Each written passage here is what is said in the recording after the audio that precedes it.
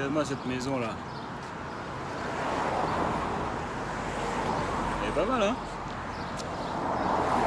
Donc là les gars, toujours en direct de Montréal, plus précisément à Laval. Donc, du coup j'ai réservé un appartement à Laval. Je pensais que Laval en fait c'était genre un quartier de Montréal. Non, ça n'a rien à voir, c'est juste un truc qui est plus au nord que Montréal. Donc, du coup bon ça va, je suis pas non plus super loin de Montréal, mais si je savais j'aurais pas pris là quoi. Donc voilà quoi. Mais il fait bon vivre ici. Tu vois, il y a un lac juste derrière là. Juste derrière, donc ça va, c'est pas mal. Puis voilà, bon. Ça change un peu. Oh, elle est pas mal cette maison aussi là. Je sais pas si tu veux la voir. Je trouve qu'elle est pas mal. Il fait bon vivre quand même ici. Il y a des écureuils partout. En bref, c'était pas le sujet de la vidéo. Je voulais te parler en fait de l'erreur que l'on fait souvent, même quand on est entrepreneur et même quand on n'est pas entrepreneur, même quand on est salarié, c'est de vouloir en fait un gros salaire, tu vois. Il y a beaucoup de gens par exemple qui disent ouais, il faut absolument que j'ai un gros salaire, tu vois. Et donc du coup ils associent le fait de s'enrichir par rapport à avoir un gros salaire. Donc plus tu génères du cash en gros, plus on pense que l'on devient riche ou que l'on est riche. Alors qu'en fait, ça c'est une grosse erreur que l'on fait. Parce que concrètement, pourquoi on veut de l'argent? Si on veut de l'argent, à mon avis, si tu es comme moi, c'est parce que tu veux plus de liberté, tu veux juste avoir le choix, tu vois. Donc en gros, c'est la liberté.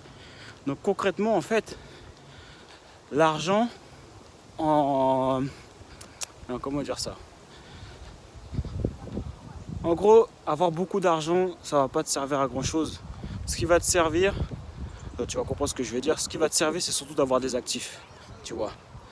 Entre quelqu'un, par exemple, qui gagne énormément d'argent, je sais pas moi, qui fait, même s'il fait, je sais pas, 1 million d'euros à l'année, tu vois, mais qu'il a aucun actif, tu vois, il a juste son entreprise, il n'a pas d'actif. Avec un gars, par exemple, qui a des actifs, qui lui rapporte peut-être 10, 20 000 euros par mois, pour moi cette personne-là elle est plus riche que la personne qui fait 1 million d'euros par mois, par an.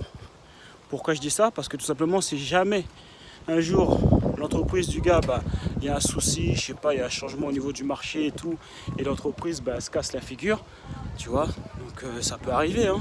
Ça a failli arriver à Apple, ils ont réussi à redresser le truc et tout, donc je veux dire ça peut arriver à tout le monde. Donc si jamais tu comptes que sur ton entreprise ou tu comptes seulement sur le fait d'avoir un gros salaire pour pouvoir te dire que ouais c'est bon, maintenant j'ai une liberté, j'ai le choix.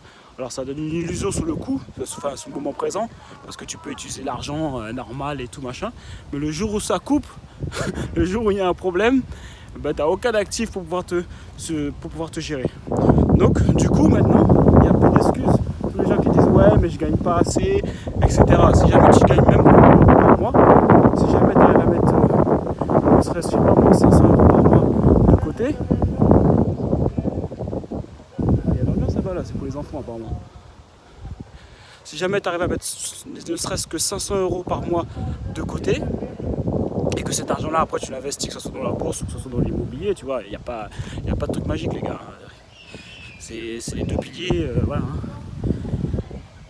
Si jamais on compare avec une personne par exemple qui gagne même avec son salaire par exemple, ou son salaire d'entrepreneur, ses revenus d'entrepreneur, si jamais il génère 20 000 euros par mois, mais qu'à la fin il lui reste rien du tout, ou qu'à la fin il ne met pas de côté pour pouvoir investir dans des actifs, la personne qui met 500 euros par mois de côté est plus riche en tout cas de ma perception, parce qu'avec cet argent là, évidemment c'est cet argent là, après tu l'investis dans les actifs.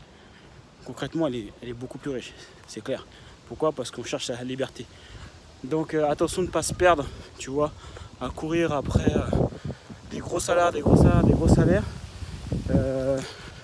tout réinvestir dans son entreprise, la développer, l'emmener au million et tout, et oublier la base, c'est la liberté que l'on cherche. Donc surtout acquérir des actifs, la base de père riche, père pauvre, quoi, en fait, tout simplement.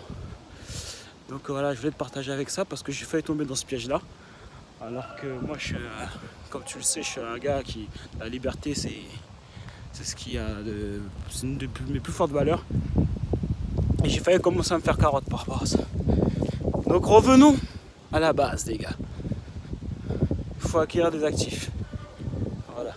Et pas dépenser son argent directement lorsque ton train de vie, enfin tes revenus augmentent. Très important ça. Sinon, du coup, tu reviens dans le même système que les salariés, quoi. Tu reviens dans la rat race, quoi. Voilà. C'est pas parce que tu es une entreprise, tu peux avoir une entreprise et être dans la rat race. Hein. Voilà, tu vas augmenter, tu vas générer beaucoup de revenus, tu vas t'endetter, et puis après, tous les mois, tu vas repartir à zéro. On revient au même, quoi. Bon, j'arrive faire les courses, les gars, tranquillement. Voilà, on va essayer de manger healthy là, parce que ces derniers temps, je te cache pas, là c'est un petit peu du n'importe quoi. Là, on mangeait des bonbons, bonbons sans Big Mac. Ah les gars, là, pas sérieux là.